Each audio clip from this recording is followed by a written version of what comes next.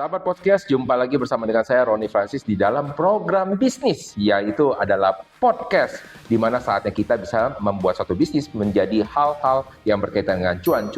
Nah, sekarang tentunya Anda juga harusnya ditekankan banget ini ya, belum boleh bosen-bosen dengan ada satu coach di samping saya, itu adalah Coach Handoko. Gimana Coach hari ini datangnya? Itu ngomongnya satu coach ya, Iya. bukan satu sosok. Ya, sosok tuh jadinya makhluk ya. Saya tampak di sini. Iya. Tapi bisa jadi sesuatu yang tertangkap sama kamera itu tidak terlihat mata manusia loh. Mata kamera beda dengan mata manusia loh. Ada perasaan-perasaan yang gak enak. Iya. Beda program ya. Beda program ya. Iya. Ini mau cuan bukan apa. Iya. Cuan, tapi cuannya yang sesuatu yang kelihatan dong ya. Nah, masalahnya cuan zaman sekarang itu tidak pakai sesuatu yang kelihatan sekarang. Adanya kelihatan di rekening yang sesuatu yang nggak ada fisiknya juga. Jadi makanya kita wajar juga kita membicarakan sesuatu yang tidak ada fisiknya. Nah, contohnya bisnis yang akan kita bahas bersama dengan Coach Handoko, karena kita sudah mengatakan tentang makhluk gaib. Ini adalah bisnis tanpa fisik. Fisiknya adalah barang yang dijual hanya bermodal suara dan ludah. Katanya. Oh, menarik tuh. Ya. Banyak nih orang jual ludah ya. Jual ludah. Ya ludah saya mahal karena dijual. Benar. Kan? Ya, itu adalah bisnis training. Nah, Coach Handoko ini, panggil coach kayaknya nggak enak ya. Makanya saya Iya. udah bilang saya bukan coach padel. Iya, masalahnya kalau ngomong Han jadi kayak berasa kayak pasangan. Semuanya. Iya. Iya. Mending dokter kalau jadi kodok. Mending bukan yang gay. Yang bisa kibas-kibas ekor. Ini lah. Itulah kalau gilanya keluar trainer. Oke, Han, kalau pengen nanya nih, ini kan jadi kita mulai mesra ya panggil Woi. Han. Ini sore kan, malamnya udah Han lagi. Jadi Hani panggil. woi deh, madu. Tengah malam ganti lagi. Apa? Hansip. Enggak, hansip dulu. Kalau udah lebih tengah malamnya lagi, baru jadi hantu. Oke, Han. Ini bisnis training. Kata orang ini bisnis yang cuannya paling tebel. Waduh, benar gak kalau menurut Handoko? Kalau orang sekarang bilang jualan kelas ya. Iya, bahasanya ya. jualan kelas bukan jualan ludah. Dulu zamannya jualan ludah. Nah, Sekarang ini pasti ujungnya jualan kelas. Nah, coba dong bilangin dong tentang bisnis training. Banyak yang orang bilang, buat kelas dong, jualan kelas ya mau ngapain? Kita nggak penting kelas-kelas kayak gitu.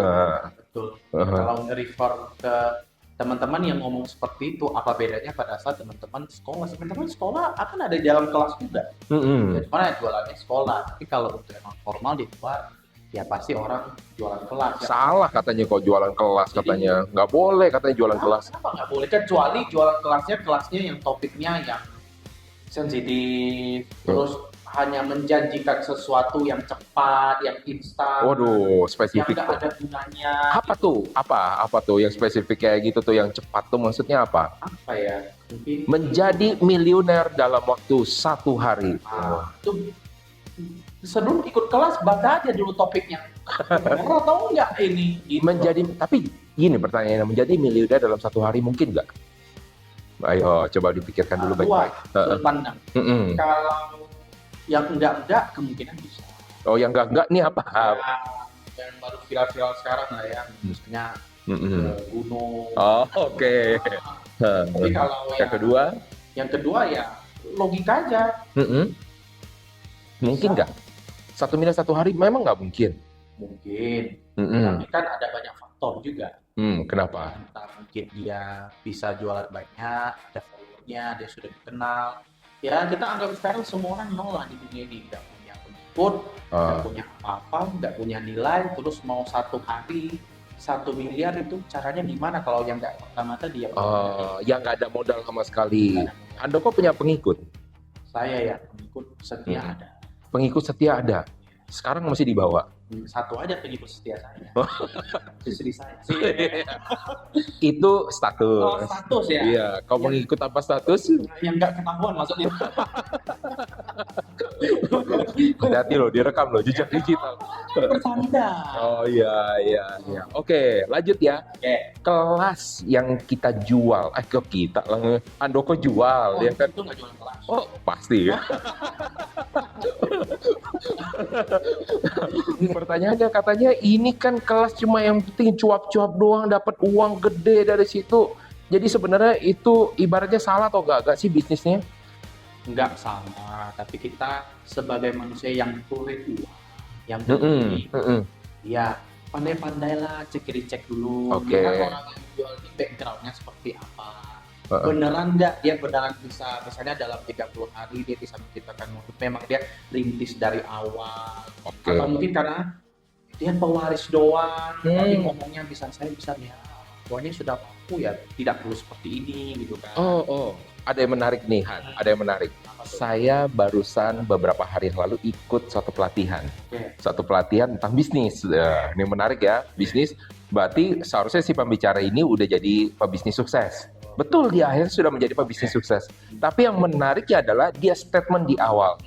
Guys, gua ngajarin sebagai seorang pebisnis nih, biar dapat nilai besar. Tapi gue tidak akan memungkiri bahwa sebelumnya gue emang udah kaya sebelumnya. Ya, Ya. privilege. Nah, sebelum ada pemikiran macam-macam, gue state ini dulu di awal. Yang gue ajarin adalah caranya bagaimana terlepas dari guanya seperti apa.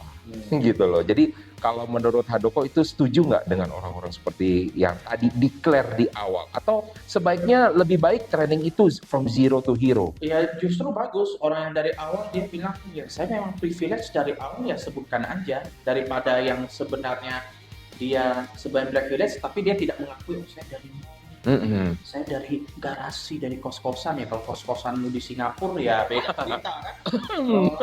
Kos-kosanmu ya di ujung-ujung gitu kan di tempat-tempat kalau mulai dari itu ya kita menyesuaikan juga jadi ya sesuaikan lah kita lihat apa benar.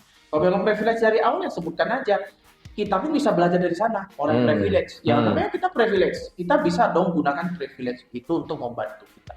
Sebaliknya tidak punya gimana ya mungkin kita prosesnya harus lebih lama Iya, harus lebih jauh karena kita nggak punya privilege itu Iya, harus iya. dari orang kita nggak punya modal kita harus berusaha dari tangga pertama dibandingkan orang yang punya privilege mungkin dia sudah setengah tangga nih dan naik lagi ya belajarlah dari banyak. Berarti ada sesuatu yang bisa dilakukan sebenarnya ya, walaupun dia ada dapat privilege, ada ilmunya juga, nggak kosongan juga kan. Ibaratnya kalau misalnya dia dari orang tuanya sudah memang ada, ibaratnya sampai sekarang gue jadi sukses nih, kenapa gue dikasih duit itu nggak ada kelasnya juga, ya kan? Betul ya. Jadi ada caranya, jadi nggak salah juga ya. Nah, pertanyaan kan Handoko sekarang jualannya adalah kelas public speaking. Ya. Kalau tadi bilangnya kan cek dulu lah background Handoko. Mau bilang public speaking jualan kelasnya, bilang dulu kenapa harus belajar sama Handoko. Kalau udah masuk ke personal branding ini ya. Spesifik misalnya. Spesifik. Jadi, saya ini dari puluhan tahun selalu membranding saya public speaker. Puluhan tahun, berarti udah berapa tahun? Saya dari 2015. Oke. Nah, sudah. Awal-awal tahun pasti semua sama lah. We are all bad speaker at first pasti ya jelek lah awalnya. Tapi kalau di dalam dunia komunikasi kan bukan jam terbangnya, jam panggungnya. Sampai sekarang sudah 2026. Ya banyak hal lah yang saya belajar di luar juga saya trial error di atas panggung. Ya menyesuaikan hal itu. Nah balik lagi kenapa harus ke saya? Gitu. Iya, kenapa harus Handoko? Saya public speaker yang memang mau di seminar, mau di pelatihan, mau di kelas apapun diundang orang, saya selalu pastikan dulu ke orangnya bahwa saya ngajar public speaking itu hanya fokus atau keahliannya di dalam menyusun struktur. Karena public speaking itu kan gede tuh. Iya. Ya, ada yang nyusun struktur atau konsep gimana, ada yang mau penggunaan bahasa tubuh yang lebih bagus gimana, ada yang gimana kalau olah vokalnya caranya seperti apa, memotakkan orang seperti apa. Ya teman-teman bisa cari di tempat live. Iya, Tapi iya. saya Khusus. khusus untuk menyusun struktur ini, memang saya sudah mendalami banget dari awal dan saya rasa struktur itu juga di dalam public speaking itu penting. Penting, oke. Penting atau paling penting? Penting, kalau dibilang paling penting, semua public speaking, semua aspek atau atributnya semuanya sangat penting. Mau kita buat struktur, mau kita ngolah vokal, mau kita penggunaan bahasa tubuh, semuanya kalau dijadi satukan itu semua sama-sama penting. Oh, Tapi oke. ya struktur ya salah satu yang penting juga untuk bisa. Kalau menurut saya ada satu hal yang paling penting. Apa? Pesertanya ada. Ya, kalau pesertanya tidak ada, kelasnya juga penting. Iya. Peserta. Kalau semua ilmu itu penting, kalau nggak ada peserta tidak ada pentingnya juga, betul kan? Tidak punya kepentingan berarti. Iya. Betul kan? Nah, oke. Pertanyaannya begini, kan banyak hal orang kalau jualan kelas public speaking. Nah, ini nggak apa-apa ya, bersinggungan dengan yang lain ya. Mungkin ada nanti kelas public speaker yang merasa terganggu, terusik, dan dia akan langsung melakukan ibaratnya apa ya, framing yang buruk kepada Handoko. Nggak apa-apa juga ya. Masing-masing kan punya kelebihan kekurangan. Oke. Masuk di dalam kolam ini tidak dapat dipungkiri. Mm-mm. Ya ada yang ngaku-ngaku, Hmm. ada yang dia memang beneran jago. Ya Iya. banyaklah orang-orang di dalam sana. Tapi ya balik ke statement Koroni tadi, Mm-mm. apa yang membedakan kita dengan orang lain tersebut? Oke. Gitu. Jadi Tadi orang bisa percaya. Udah dibilang struktur ya. Betul. Oke, saya tanya nih lebih khusus untuk struktur. Memang kalau Handoko mengkhususkan diri di bidang struktur, orang lain pada tidak bisa membawakan atau tidak bisa melakukan pelatihan untuk struktur public speaking. Berarti mereka semua jelek, cuma satu-satu yang benar dan terpercaya hanya Handoko. Enggak. Nah, mereka mungkin bisa sama strukturnya, tapi karena saya sudah memang fokus banget, belajar di mana-mana, ngalamin juga, terus saya sudah dapat testimoni berapa banyak hal, memang saya memang pro-nya atau positifnya di struktur. Oke. Dan orang ini selama mungkin teman-teman pemirsa juga tahu kayak struktur itu kan pasti selalu cuma pembuka, isi, penutup. Wah, berarti ilmunya sedikit dong. Ya, cuma 3 itu. Cuma 3, sedikit dong. Nah, yang membedakan saya karena saya belajar, terus saya ngalamin, ternyata struktur itu nggak 3 doang, Oh, jadi? ada 5.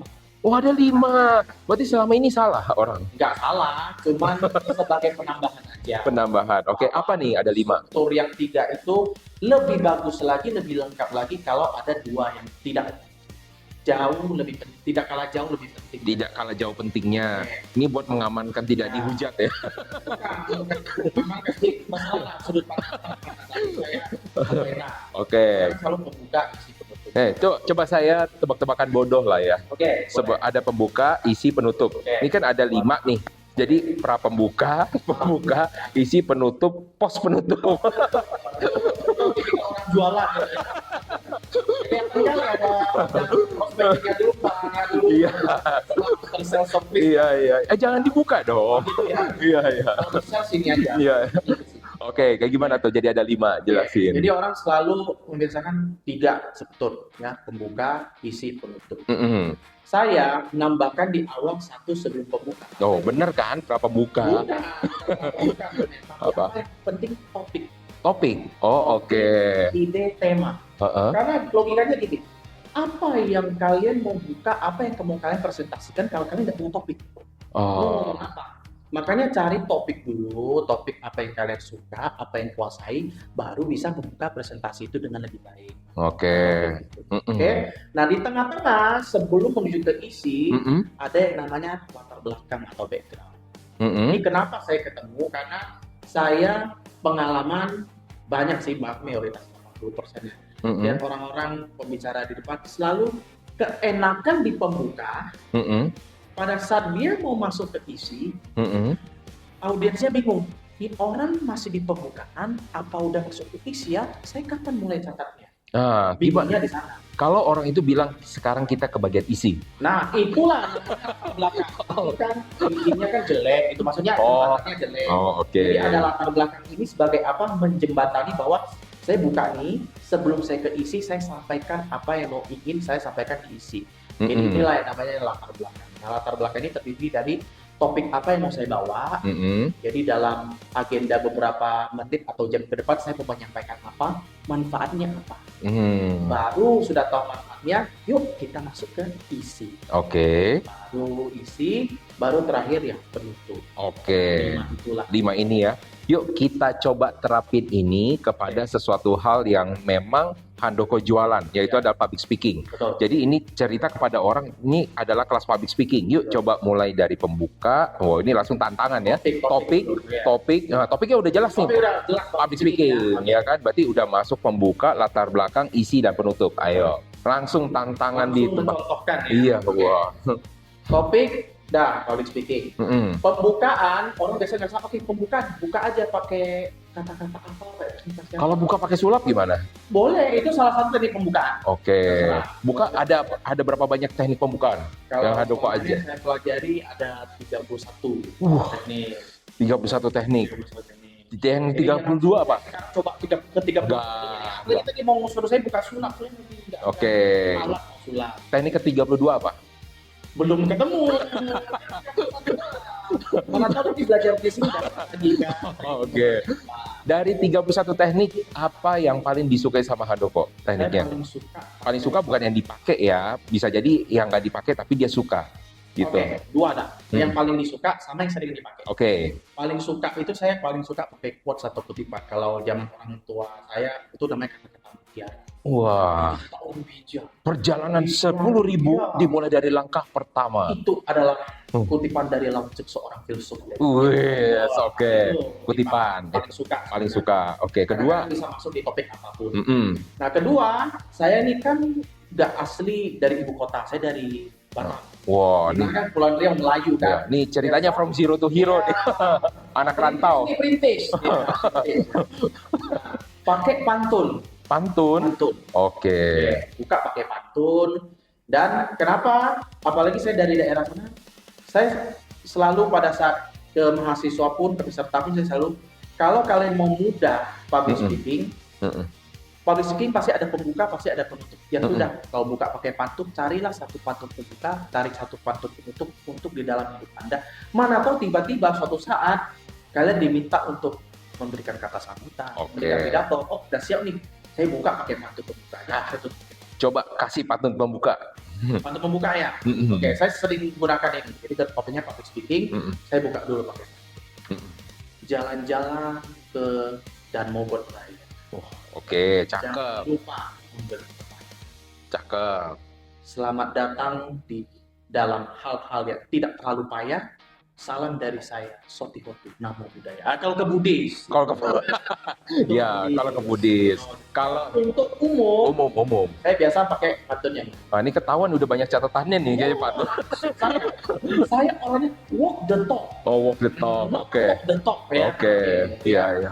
Pantun kalau untuk umum, jalan-jalan memancing ikan, jangan Cakep. lupa memakai jasa. Ini cakepnya belum sempet ini. Oh, cakep ya? Iya, cakep. Jalan-jalan. Jalan-jalan memancing ikan. Cakep. Jangan lupa memakai jasa. Cakep. Selamat datang saya ucapkan. Cakep. Dan para peserta yang luar biasa. Weh. Tujuan pembuka itu kan menarik perhatian orang. Mm-mm. Daripada kita hanya buka, selamat pagi semuanya. Iya. Jangan lupa hari ini saya bawa topik. Terus? Takut orang yang awal anggukannya cepet gitu kan, iya Pak, lama-lama anggukannya pelan. Tidur. Jadi pelan. Pertanyaannya gini, kalau misalnya ada yang bilang, coach lagi ya. Itu pakai pantun, carilah pantun 2-3 biji untuk kita. Oke. Ya, Ada berapa banyak pantun yang dihafal sama Handoko? saya tadi pembuka Sampai 2, yang buka kedua 2. juga 2. Sebagai tanda 4 ya.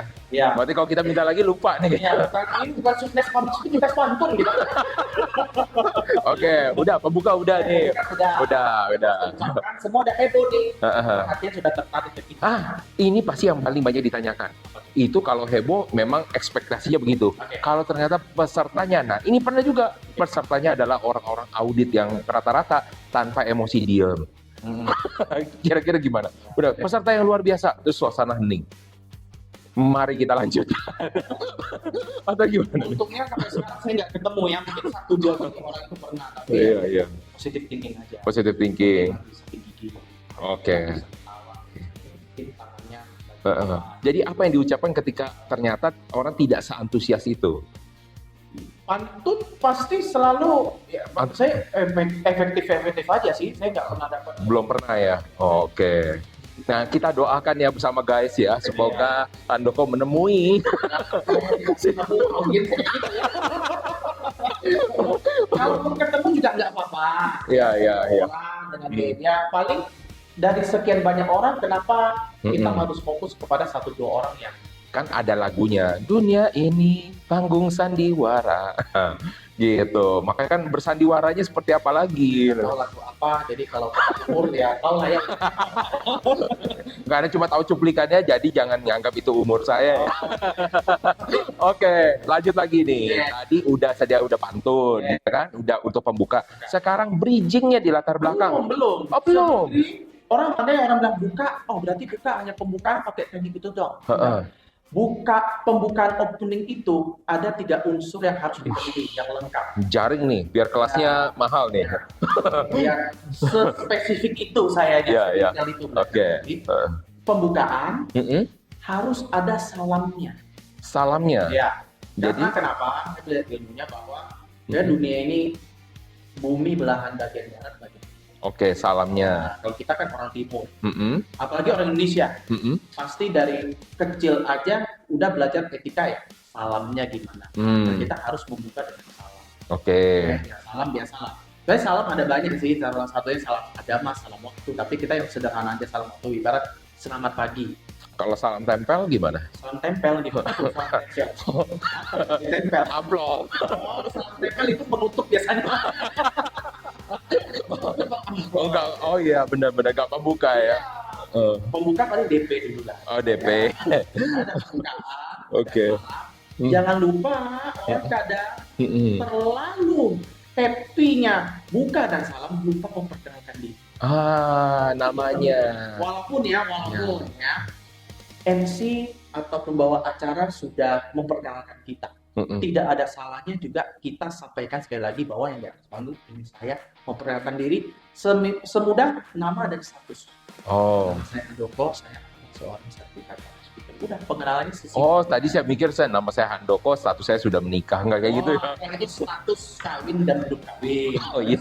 Pekerjaan. Status pekerjaan. Oke. Udah 3 itu tuh ya. 3 itu buka, itu dalam lengkap itu. Jadi Mm-mm. pembuka ada, salam ke orang pun ada, perkenalan diri ada. Oke, lanjut. Baru sebelum masuk ke isi ya latar belakang. Latar belakang. Apa isi dari latar belakang nih? Ada berapa jaring? Ada 3 Tiga juga. jaring juga. Hobi Semua banget. 3 jaring. Semua 3. Semua 3 jaring. Berarti ini ada 3 hari dong buat 3 jaring ini. Betul.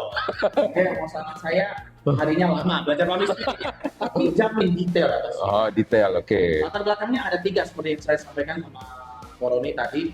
Ada topik, Mm-mm. ada agenda, Mm-mm. ada manfaatnya. Oke. Sampaikan topiknya apa. Nah, ini public speaking. Ayo coba dicontohkan. Oke. Topiknya public speaking. Jadi agendanya apa? Mau ngomongkan dalam public speaking dalam beberapa jam ke depan mau ngomongin apa? Nah, ayo. Berarti sekarang ngomongin struktur.